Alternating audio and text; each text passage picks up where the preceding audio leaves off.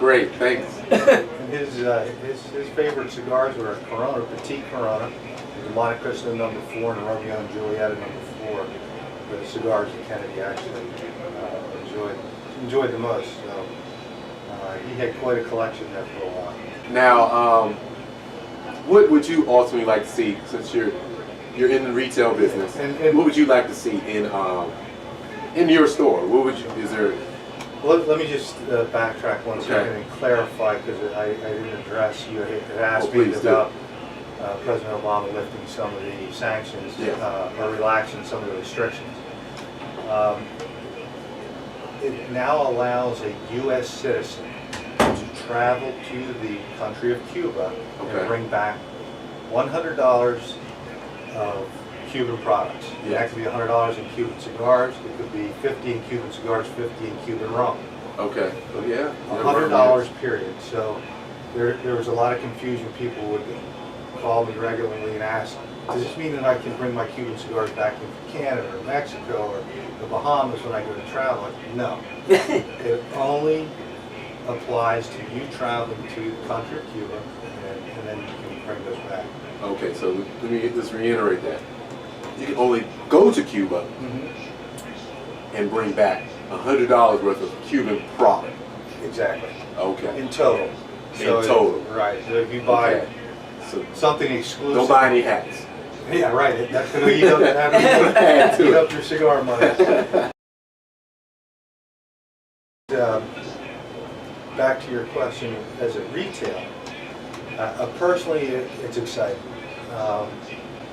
to think that we could do business with it, because there's unlimited possibilities. They could use that Cuban tobacco. Imagine a Cuban cigar or a Cuban tobacco now blended in a Padron or an Ashton or a Davidoff, back in with nothing. So, which prior to the embargo, most of the Cuban tobacco that came into the U.S. was actually blended in with American tobacco. So you didn't have a lot of Cuban puros per se. The majority of the cigars that were consumed in the U.S. prior to the embargo were blended cigars with Cuban tobacco. So on a personal note, it's exciting that we have that possibility again. On a bigger picture, I'm kind of torn, because there are a lot of people that were affected and hurt by that embargo, and a lot of them they may not be in the business today, or they're long gone, they have since passed, but some of those Cuban cigar makers that left the country went to Honduras, Dominican Republic, Nicaragua. They took their seeds, they took their knowledge, their family, and they went to those countries and now produce cigars. Yes. As you know, the Fuente family are expatriates, the Padron family, the Menendez family. So a lot of those people took their knowledge and their product, their seeds, and they went to these other countries to make these cigars. These people still claim that they own the rights to those cigars that were produced in Cuba. There's a lot of human rights issues in Cuba. That's true too.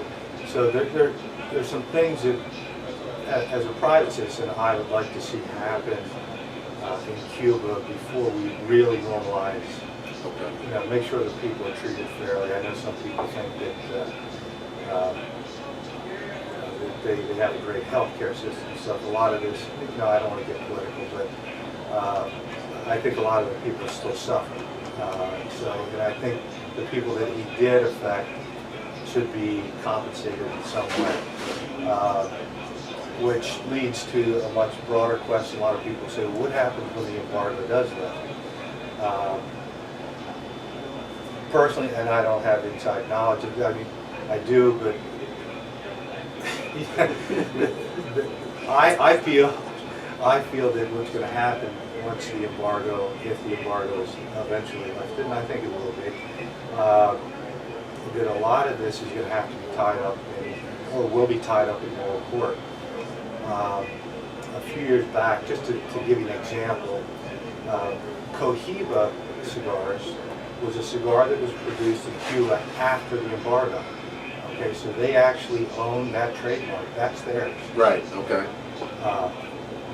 General Cigar came out, but they a version of the Dominican version of Cohiba.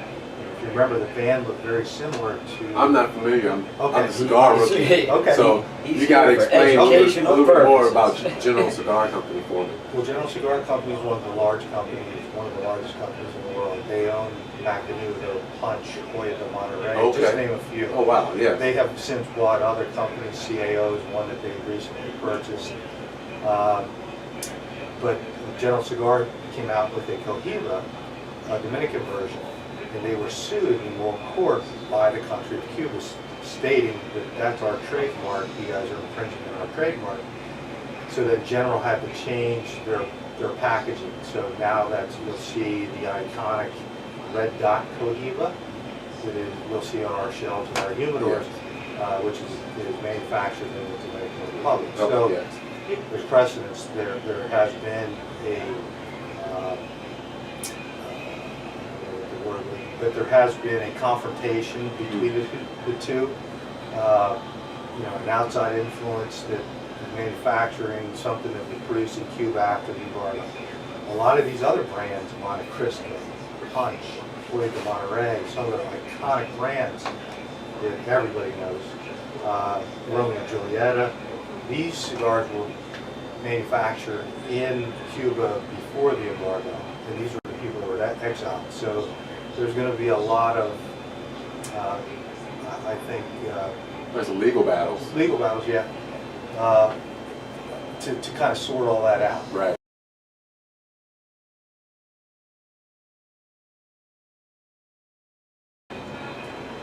Time frame, again, that's a coin flip. I have no idea. It could be as little as a year or two, or it could be tied up 5 to 10 years before Wow, we see. 5 to 10 years. It That's could be. crazy. I mean, who knows? Yeah.